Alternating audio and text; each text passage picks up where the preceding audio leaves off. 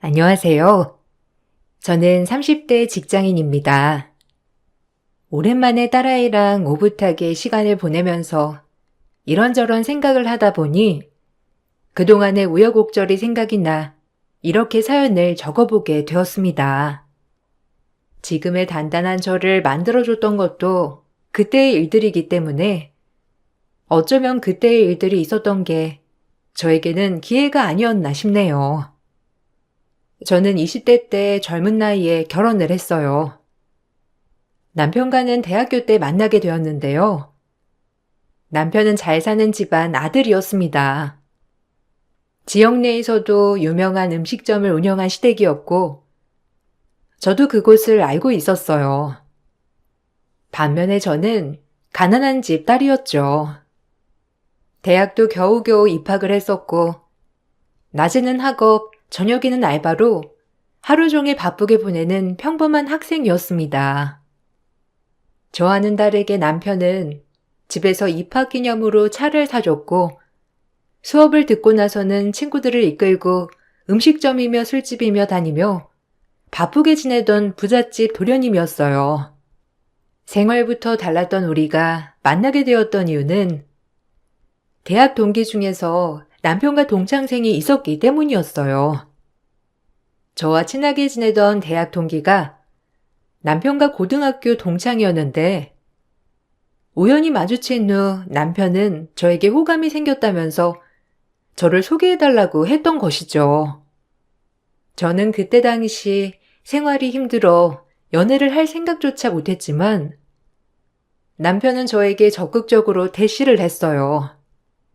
그렇지만 전 상황 때문에 거절을 했었죠. 계속해서 들이대는 남편을 거절하고자 당시의 생활을 모두 말해줬는데 남편은 오히려 괜찮다면서 더욱 적극적으로 대시를 했어요.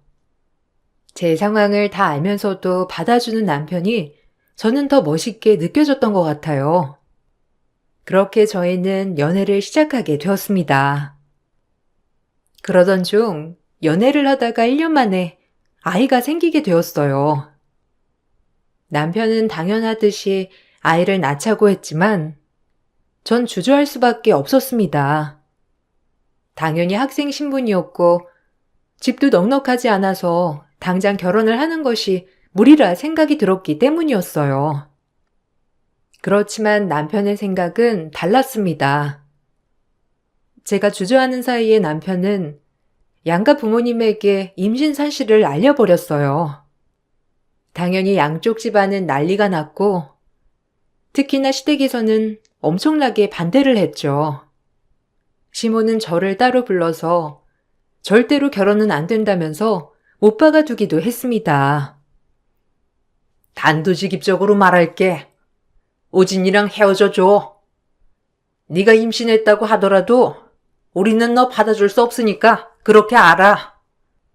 결혼이라는 건 양가가 축복해서 하더라도 어려운 게 결혼이야. 그런데 이렇게 시작도 하기 전에 삐걱거리는데 앞으로 제대로 살 수 있을 거라고 생각하니? 니네가 아직 젊어서 모르는 거야. 다른 말 안 할 테니 아이 지우고 우리 애랑 헤어져. 어머니, 이런 말이 어떻게 들리실지는 모르겠지만 아직 우진이랑 결혼에 대해서도 자세하게 말을 해본 적이 없어요. 제가 고민하는 사이 우진이가 양가 가족들에게 다 알린 것 같은데 저도 아직 학업이 끝마쳐진 것도 아니고 앞으로 해야 할 일들도 많은데 갑작스러운 상황이라 너무 당황스러워서 제대로 말씀을 못 드렸던 것 같아요. 참나? 그럼 우리 우진이가 혼자서 이 생쇼를 하고 있다는 거니? 너 되게 뻔뻔하구나. 내 앞에서는 아니라고 하면서 우진이 뒤에 쏙 숨고 우진이한테는 결혼하자 어쩌자 하는 거 아니니? 너네 집 사정도 내가 다 알고 있다. 너 우리 집이 잘 사니까 땡 잡았다 생각했니? 그딴 생각 집어치워라. 난 너 같은 애 내 며느리로 받아들일 생각 없으니까. 내 앞에서 고민하는 척 아닌 척 하지 말라는 거야. 네가 그러지 않고서야 왜 걔가 결혼하겠다고 나서? 죄송합니다. 그렇지만 저랑 의논해서 결정한 일은 아니었어요. 저도 이렇게 갑자기 양가 부모님께 말을 할 줄이야 생각도 못했어요. 아직 저도 고민하고 있고 어떻게 해야 할지 걱정이 태산인데 우진이 결혼하면 괜찮을 거라 생각하고 있는 것 같아요. 저희도 잘 얘기를 해보겠습니다. 아, 너 정말 영악한 애구나. 이렇게 말하면서 우리 애한테는 약한 척 책임지라는 둥 한 거 아니니? 그래, 너 나한테 이렇게 말하는 것처럼 한번 끝까지 네 말에 책임을 져라. 어디서 거지 같은 집안이 붙어가지곤. 우리 애가 마음이 착해서 봉사하는 걸 좋아해서 그런 거지. 너한테 정말 사랑해서 만났을 거라 착각하지 말아라. 저를 찾아온 시모는 결혼을 하겠다고 남편이 말한 이유가 뒤에서 제가 조정을 하고 있다고 생각했기 때문이었어요. 그렇지만 당시 저는 임신을 하더라도 결혼을 해야 하는가에 대해서 큰 고민을 하고 있었던 상황이었죠.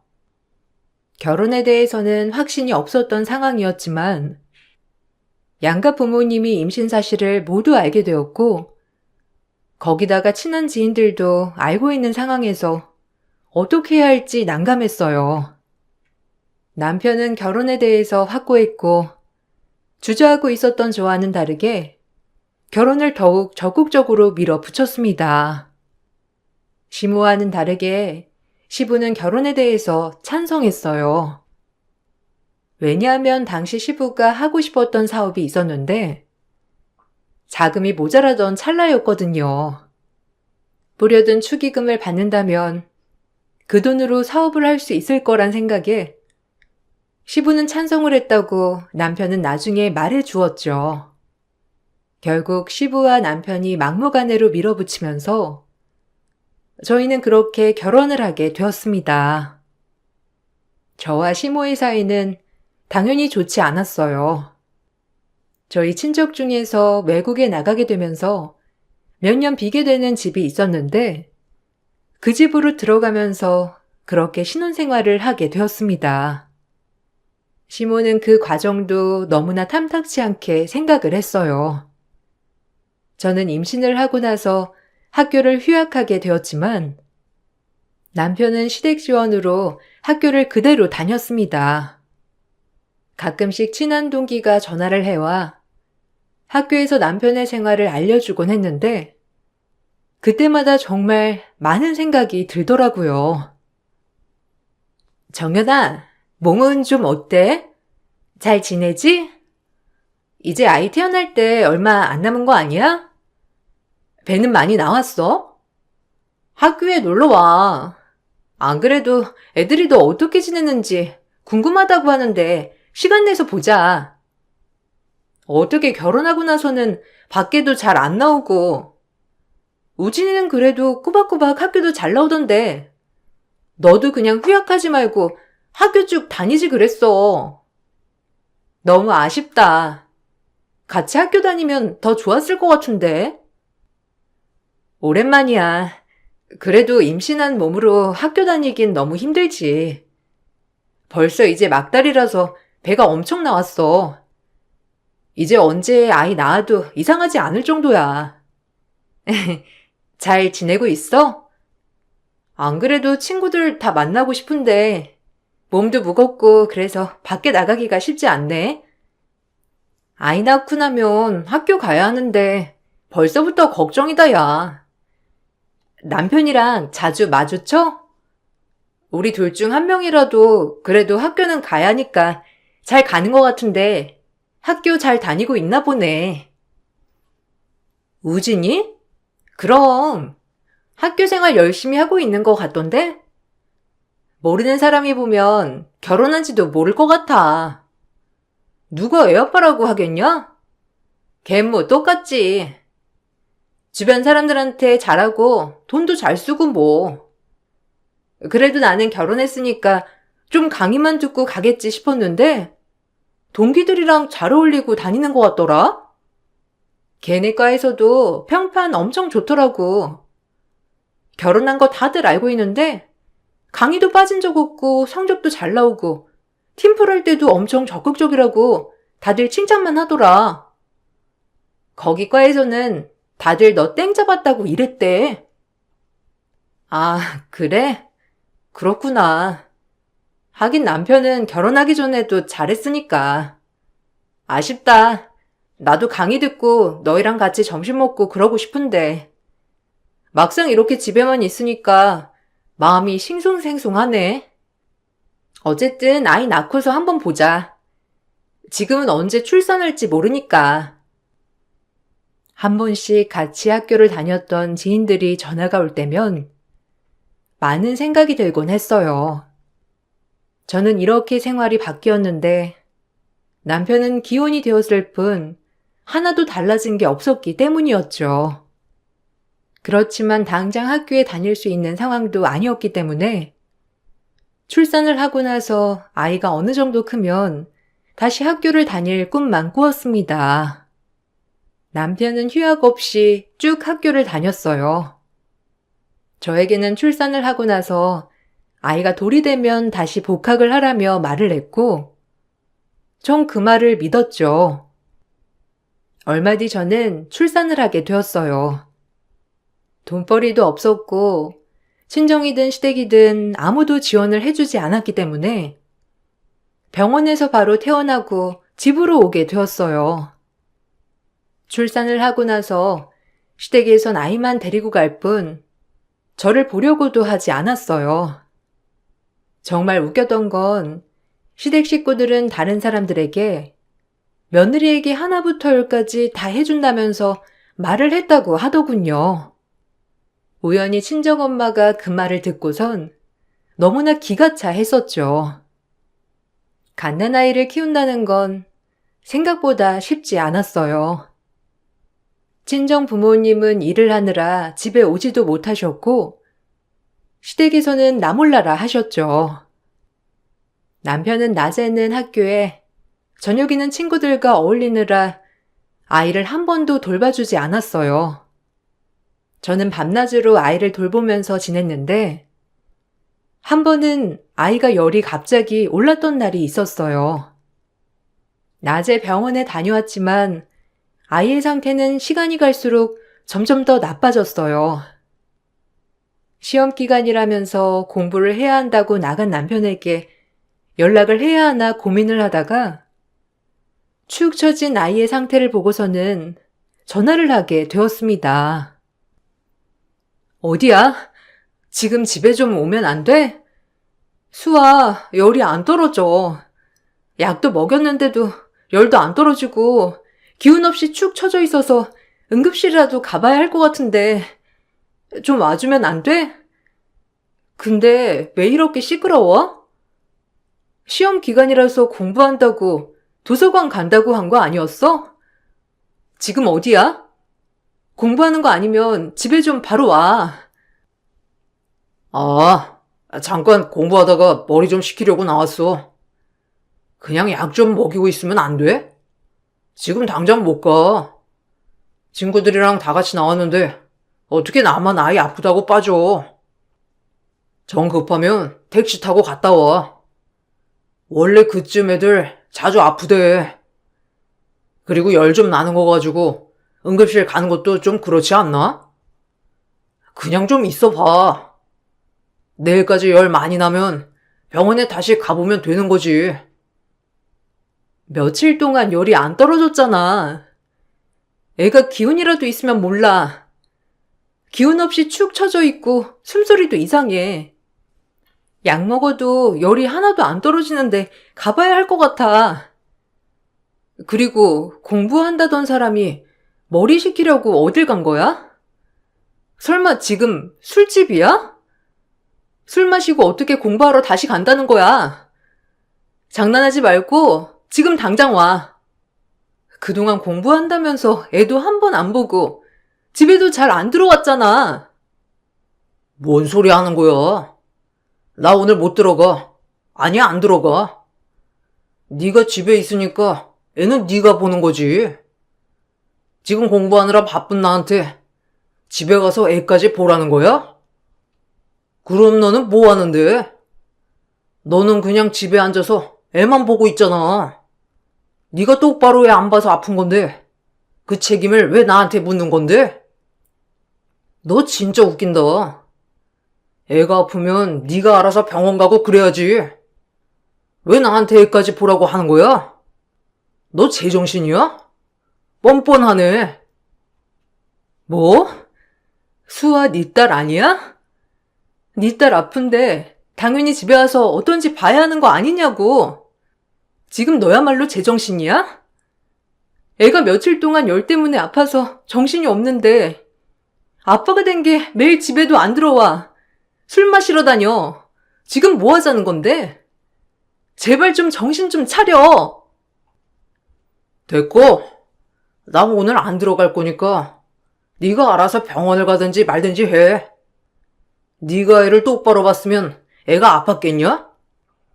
네가 제대로 안 보니까 아픈 거지. 아유, 내가 미쳤지. 너 같은 거랑 결혼해가지고 애도 다 너 때문에 아픈 거니까 알아서 해. 아이가 태어나고선 남편은 전과는 전혀 다른 사람이 되어 있었죠. 임신을 했을 때만 하더라도 제가 먹고 싶다는 건 새벽에도 바로 달려나가 사오던 사람이었는데 한순간에 남편은 달라지고 말았어요. 시간이 점점 지날수록 집에도 제대로 들어오지 않았고 친구들, 지인들과 술 마시러 다니느라 늘 만취에 들어왔습니다. 모든 것을 이해해주고 넘어감에도 남편은 저와 결혼을 한 탓에 제대로 놀지도 못한다면서 모든 걸 제 탓이라며 탓했어요. 남편의 행동에 전 당장이라도 남편과 헤어지고 싶었지만 그때 당시는 더욱 아무것도 없었던 상황이었습니다. 아이도 너무 어리기도 했고 대학 졸업도 하지 않았는데 거기다가 넉넉하지 않은 친정 상황에 도움도 받을 수 없었죠. 남편은 미혼 때와 마찬가지로 대학 생활을 즐겼습니다. 오히려 결혼을 하고서도 학교 생활을 성실하게 한다는 점 때문에 학과에서는 평판이 좋다고 하더라고요. 가정에 소홀한 남편이었지만 마치 가정에 충실한 것처럼 말을 하고 다녔다는 것도 알게 되었어요. 정연아, 잘 지내고 있어? 언제 복학할 거야? 너 복학하고서 학교 다니면 나는 일하고 있겠다. 이제 수아 몇 살이야? 어린이집은 다니고 있어? 그러면 너도 얼른 복학해서 학교 다녀. 우진이는 학교도 잘 다니고 있는 것 같던데. 너도 진짜 대단하다. 어떻게 우진이 학교 생활 다 이해해주고 있는 거야? 뭐 우진이도 보니까 집에 잘하는 것 같더구만. 잘 지내고 있는 거지? 오랜만이야. 나도 복학은 하고 싶은데 수아가 아직 어린이집에 다니고 싶어 하지 않는 것 같아서 고민 중이야. 학교 가려면 등록금도 필요하고 일을 먼저 해야 할 것 같은데 이게 상황이 좋지 않네. 나도 학교 다녀서 얼른 졸업하고 싶다. 그래도 졸업하면 취업하는데 좋지 않을까 싶은데 영 기회가 안 되는 것 같아. 아무래도 수아 좀 더 커서 다녀야 하지 않을까 싶기도 하고. 어? 그래도 너네 시댁에서 지원 많이 해주지 않아? 우진이가 생활비며 뭐며 다 자기 집에서 받는다면서 막 자랑하던데? 그래서 다들 너 되게 잘 사는 줄 알고 있어. 학비 걱정이면 시댁에 좀 부탁해봐. 생활비도 주시는데 학교 다닌다고 하면 좀 지원해 주시지 않을까? 너도 너무 아이만 챙기지 말고. 우진이 말로는 너네 시어머니가 애 봐준다고 했는데 네가 거절했다며. 왜 그래? 아무래도 시댁은 좀 불편한가? 무슨 소리야. 시어머니 나한테 전화도 안 오는데. 우진이가 학교에서 뭐라고 하고 다니길래 그런 말이 나와? 그리고 시댁에서 생활비를 다 대준다고? 누가 그래? 우진이한테 주는지는 모르겠는데 난 한 번도 받아본 적 없어. 아, 걔는 학교에서 뭐라고 말하고 다니는 거니? 진짜 황당하다. 어머, 그래? 아니, 난 우진이가 너 너무 잘 지낸다고. 자기 집에서 여행도 보내주고 아이도 봐준다고 했는데? 네가 너무 애를 사랑해서 다 거절하고 집에서 아이 보고 있다고 하던데? 그런 거 아니었어? 아니, 그럼 생활은 어떻게 하고 있어? 우진이는 그냥 결혼하기 전이랑 똑같아. 똑같이 밥도 잘 사고 그러던데. 너 진짜 괜찮은 거야? 아니, 난 우진이가 하도 말을 하길래 너도 잘 사는구나 싶었지. 남편뿐만 아니라 시댁에서도 마찬가지로 밖에서는 모두 좋은 시댁, 남편으로 포장하며 말하고 다녔던 것입니다. 뒤늦게 그 사실을 알고서는 너무 황당하고 어이가 없었죠. 시댁에서는 생활비 명목으로 저에게 돈을 주었다고 했지만 전 한 푼도 받지 못했어요. 남편이 시댁에서 용돈을 받았으면서 생활을 했으니 생활비 준 거나 다름없다고 했지만 저에게 준 적은 없었죠. 특히나 아이에게 쓰는 돈이 있으면 미리 말을 해야 하고 결제를 하고서도 영수증을 줘야 했어요. 제가 커피 한 잔이라도 사 먹는 날에는 돈 한 푼 벌어오지 못하면서 집에서 돈 축내고 있다면서 온갖 핀잔을 들어야 했죠.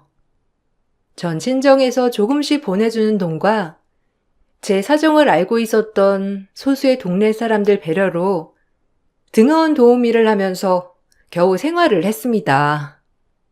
남편 앞으로 있는 재산들 때문에 국가 지원도 받지 못하고 전 전전긍긍하며 살 수밖에 없었는데 남편은 결혼 전과 똑같이 여유롭게 살았어요. 아이가 어느 정도 크고 난 후에는 전 대학에 다니고 싶다고 말을 했습니다. 남편에게 그 말을 하자 남편은 코웃음만 치더군요. 이제 수아도 조금 있으면 초등학교 들어갈 텐데 나도 다시 대학을 다니고 싶어.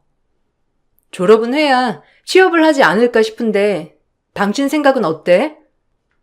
당신은 이제 대학도 졸업하고 취업해서 일도 다니고 있잖아. 나도 대학 졸업하고 내 일을 하고 싶어. 근데 당장 내가 일을 할 수 있는 상황도 아니고 대학 졸업장도 없으니 마땅한 일자리도 없어서 당신이 좀 도와줬으면 좋겠어. 야, 넌 지금까지도 집에서 돈이나 축내고 있었으면서 이제 와서 대학을 다니겠다는 말이 나오냐? 네가 대학 다닐 생각이 있었으면 애 업고서라도 일을 했어야지. 등록금은 누가 내주고? 생각을 좀 해. 수아 초등학교 들어가면 알바라도 해서 대학 등록금 벌던지. 지금 어떻게 도와달라는 거냐? 혹시 너 우리 집에 빌붙으려고 하는 거야? 야, 엄마랑 아빠한테는 내가 자식이지. 네가 자식이냐? 네 부모한테 가서 등록금 내달라고 하던지. 어떻게 그렇게 말할 수가 있어? 당신이 결혼하고 아이 어느 정도 크고 나서는 대학 보내주겠다고 했잖아. 어떻게 전이랑 말이 달라? 지금까지 당신 대학교 다닌다고 애 한 번 안 봐줬던 것도 그냥 넘어갔어. 생활비 안 줘도 내가 어떻게든 꾸역꾸역 벌어가지고 살았는데 당신 어떻게 그럴 수 있어? 당신 아빠잖아. 나중에 아이 키우려면 나도 일하는 게 나아. 근데 지금 대학 졸업장도 없이 어떻게 제대로 된 직장 구할 수 있겠어? 이번에 대학 등록금만 내줘. 그럼 내가 공부 열심히 해서 장학금을 받든지 할 테니까. 야, 네가 무슨 장학금이야? 공부도 못하는 게. 그리고 이번에 내주면 다음에도 이렇게 한 번만 내달라 할 게 분명한데 뭘 믿고 내줘? 못 내주니까 수아 학교 보내고 나서 시간 될 때 일을 하던 뭐라던 네가 알아서 등록금 마련해서 다녀.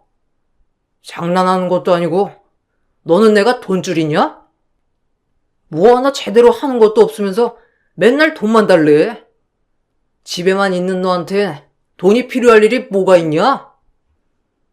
남편은 당연하다는 듯이 안 된다고 말을 하더라고요. 결혼 전에는 뭐든 다 해줄 것처럼 말을 했지만 결국 대학 지원은커녕 일을 하면서 버는 돈도 생활비로 한 번 준 적이 없었죠. 아이 관련해서는 마치 회사 결제를 받는 것처럼 전 남편에게 모두 보고를 해야 했어요. 더 이상 이렇게는 못 산다고 생각을 했던 저는 아이가 유치원에 간 사이에 열심히 아르바이트를 하게 되었습니다. 그렇게 번 돈을 꼬박 모았고 친정에서도 조금씩 지원을 해주시면서 대학 등록금을 마련할 수 있었어요.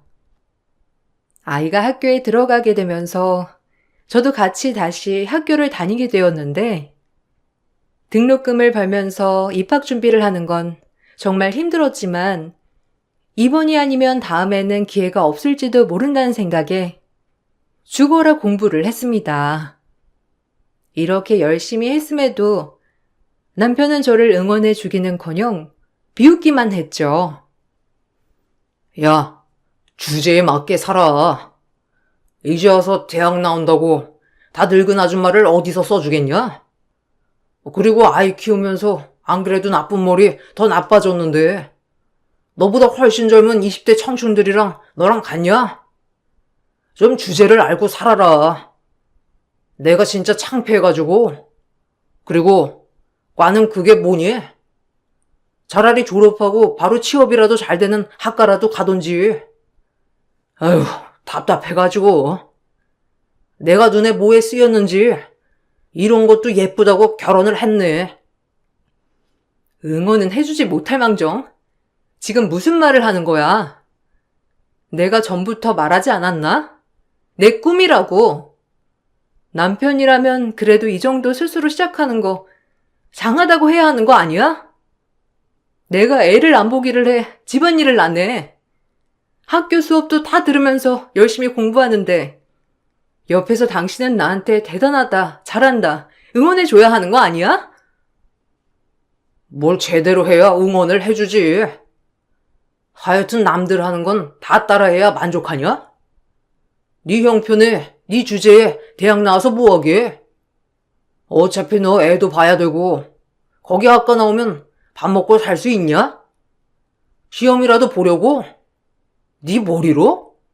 아이고, 애초에 안 될 거 몇 년 허비하지 말고 그냥 정리해.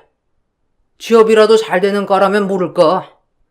뭔 정신인지. 에휴. 두고 봐. 당신이 나 무시하는 거 다시는 그러지 못하게 할 거니까. 당신이 나 무시하는 만큼 나 진짜 열심히 할 거야. 어떻게든 졸업하고 수한테 떳떳한 엄마 될 거니까 두고 보라고.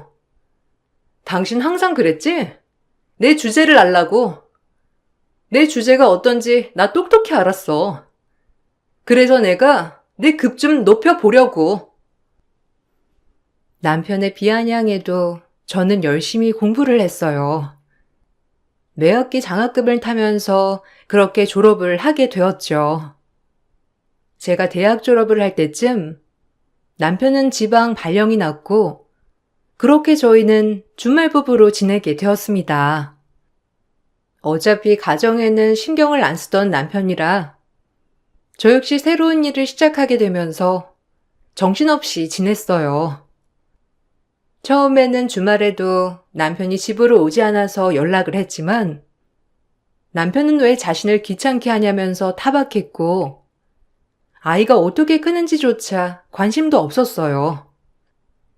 남편에 대한 기대를 모두 버리고 저는 아이와 둘이 어떻게든 잘 살아보려고 아등바등 생활을 했습니다. 그러면서 저는 작게나마 살 집을 마련해 이사를 가게 되었어요. 생활비 한 푼 보태지 않은 남편은 뻔뻔하게도 그 집을 욕심내더라고요. 야, 너 어떻게 그 집을 구할 생각을 했냐? 그래도 일은 하긴 하는가 보다. 참나. 이러니까 이게 다 내 덕인 거 알지? 내가 너한테 생활비 줬어 봐. 네가 밖에 나가서 일할 생각이나 했겠냐? 다 내 덕이야. 그러니까 진명이 나한테로 돌려. 나 몇 년 지방 생활하다가 다시 돌아갈 거야. 아니, 집을 구해도 좀 큰 집 구해야 하는 거 아니야? 내가 평생 뭐 여기 지방에서 썩을 줄 알았어? 뭔 소리야. 이거 내가 어렵게 구한 집이야. 그리고 당신 지방에서 평생 있을 거라며. 집에 오라고 해도 싫다고 하고 지방 근무만 하고 지낼 거라고 했잖아. 갑자기 전화 와서 터무니없는 소리 하는 건 뭔데? 그리고 당신 이 집에 집은 하나도 없어. 생활비 한 푼 나한테 보태준 적 없으면서 어떻게 이 집을 탐내?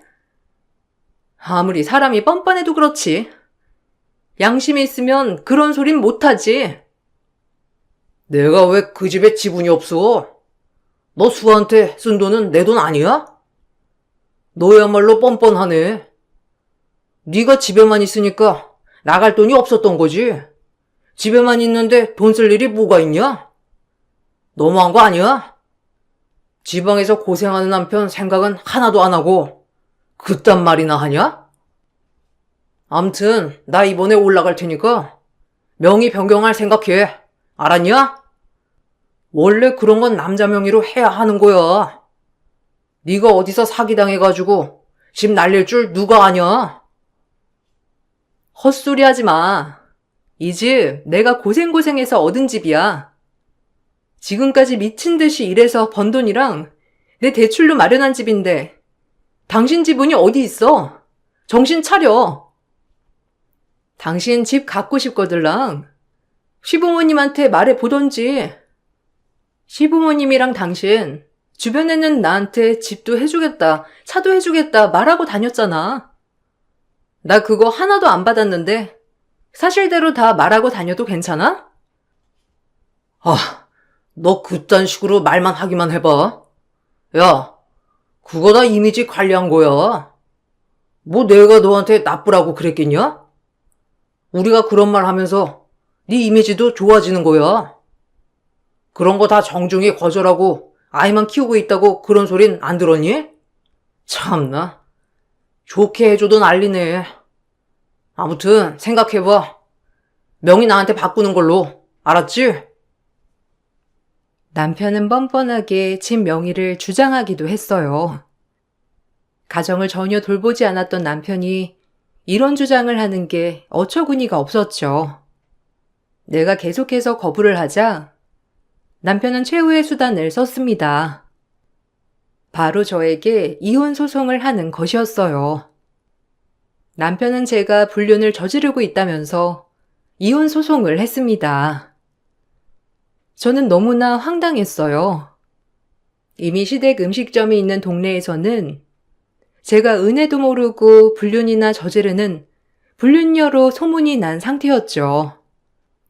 같은 동네에 살고 있던 엄마는 동네방네 소문이 이상하게 나면서 자신이 지나갈 때마다 손가락질을 한다면서 저에게 사실을 물어보기도 했어요.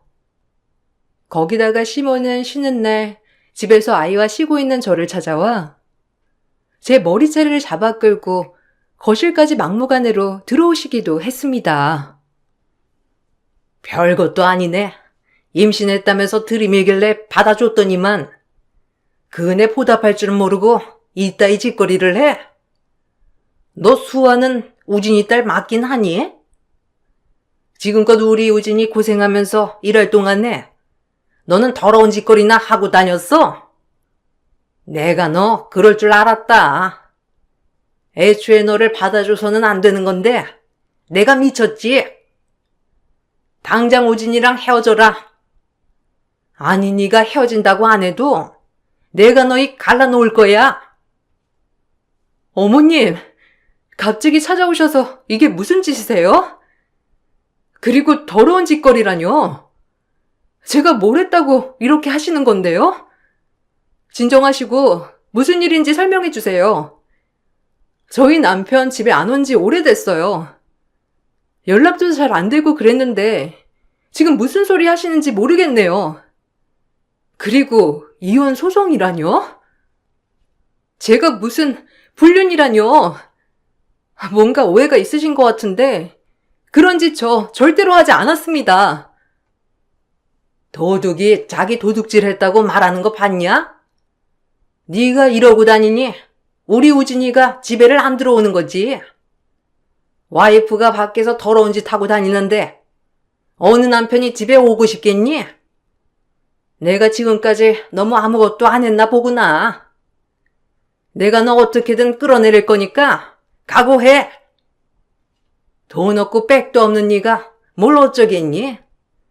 네 인생 내가 끌어내 줄 거야. 도대체 무슨 소리를 하시는지 모르겠네요. 지금껏 손주 한번 보러 오시지도 않아놓고 무슨 소식을 들어 그러신지 모르겠지만 뭘 하시려거든 제대로 아시고 하세요. 그리고 억울한 건 접니다. 그동안 그래도 아무것도 없었던 저 며느리로 받아주셨으니 그것만으로 감사하다 생각했어요. 근데 이제는 그 감사함도 없을 것 같네요. 갑작스러운 상황에 놀랐던 딸은 바로 옆집 문을 두드렸고 옆집 이웃이 경찰에 신고하면서 상황은 마무리가 됐어요. 이 이후로 저는 더 이상 참을 수 없다고 생각을 했고 이혼법정에 서기 위해서 철저하게 준비를 했습니다. 출석 당일 법원 앞으로 시댁 식구들이 우르르 몰려왔더라고요. 저는 그 앞에 서서 당당하게 인사를 했습니다. 무슨 좋은 일이라고 여기까지 다 몰려오셨어요? 참 당신도 끝까지 가지가지 한다. 뭐 좋은 일 있다고 여기까지 식구들 다 불러 모았어? 왜? 당신 혼자서는 이길 수 없을 것 같아서 그래? 내가 그래도 노력한 보람이 있네. 당신 내가 뭐 하는 사람인지 모르지? 알 턱이 있나? 집에 와본 적도 없는데. 무슨 일 하는지도 안 알아봤니? 무슨 일 하는데? 당신 그냥 사무직으로 근무하는 거 아니야? 당신이 뭔 일을 하든 말든 내가 무슨 상관이야? 됐고, 당신 불륜 저지른 거 나 다 증거 가지고 있어. 내가 모를 줄 알았지? 어떻게 지방에서 고생하는 남편 뒤통수를 이렇게 치냐? 겉으론 순수한 척, 아이 위하는 척 하면서 속으로는 온갖 쓰레기 짓은 다 하고 다녔지? 내가 모를 줄 알았어? 당신이 이제 끝이야.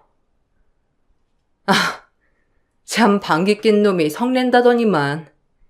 이건 뭐 더러운 짓? 너 소개하니?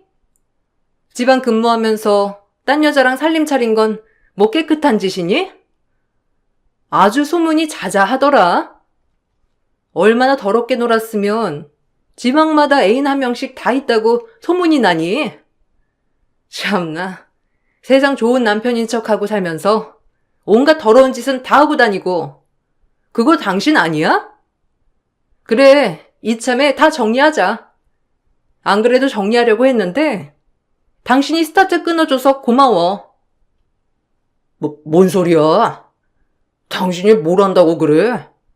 그리고 당신 그거 뭐야? 왜 변호사 배지 달고 있어? 당신 설마 변호사 시험 봤어? 아니 언제? 당신 대학교 졸업만 한 거 아니었어? 와, 진짜 어이없네. 어떻게 그런 걸 남편한테 한 번 말도 안 할 수 있어? 엄마 아빠 얘 좀 봐. 변호사 됐나 봐. 나 진짜 어이가 없어가지고. 너 언제 변호사 됐는데?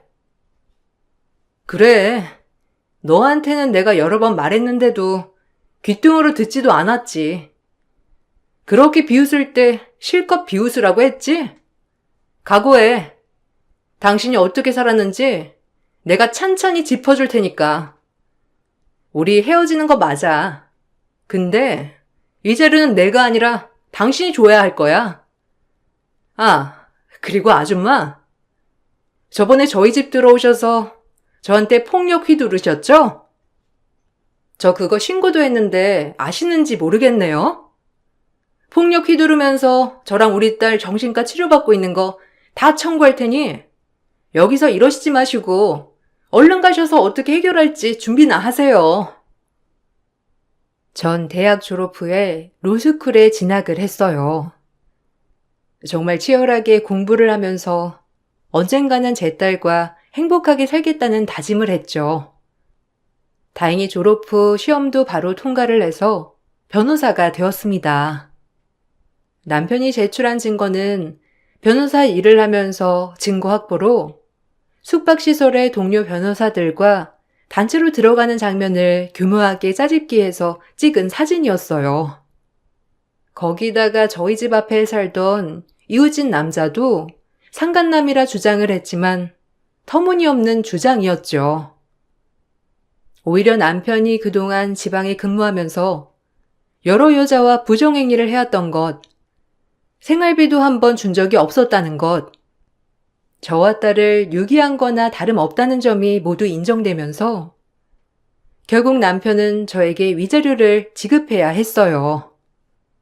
남편은 집에 대한 재산 분할을 주장했지만 그 또한 지금까지 생계를 책임졌던 것은 저였으며 자녀 양육 비용 또한 모두 제가 부담을 해왔기에 대부분의 재산은 제가 가지고 올 수 있었습니다. 여기에 저는 시모에 대한 일방적인 폭력도 신고를 했고 민사까지 진행을 하면서 시댁을 초토화했어요. 상간녀로 소문이 났던 것도 명예훼손으로 고소를 하게 되면서 동네방네 시댁과 남편의 실체가 밝혀지게 되었죠. 결국 시댁과 남편의 가면이 벗겨지게 되었고 시댁 가게는 좋지 않은 입소문에 문까지 닫게 되었습니다. 시댁이며 남편이며 저를 그렇게 무시했기 때문에 전 더 독하게 공부를 할 수 있었어요. 그렇게 변호사가 되었고 이혼까지 하게 되었어요. 남편의 부정행위는 회사에도 모두 알려지게 되었다고 하더라고요. 사내 징계를 받게 되면서 진급도 어려워지게 되었고 남편이 말하던 대로 지방에만 전전하며 정착도 못하고 떠돌고 있다고 해요. 당시에는 너무나 힘들고 괴로웠던 일이었지만 어쩌면 그때의 상황이 저에게는 다시 발돋움할 수 있었던 기회가 되었던 것 같기도 해요. 제 긴 사연을 들어주셔서 정말 감사합니다. 여러분들에게도 훨훨 멀리 날 수 있는 좋은 기회가 오기를 바랄게요.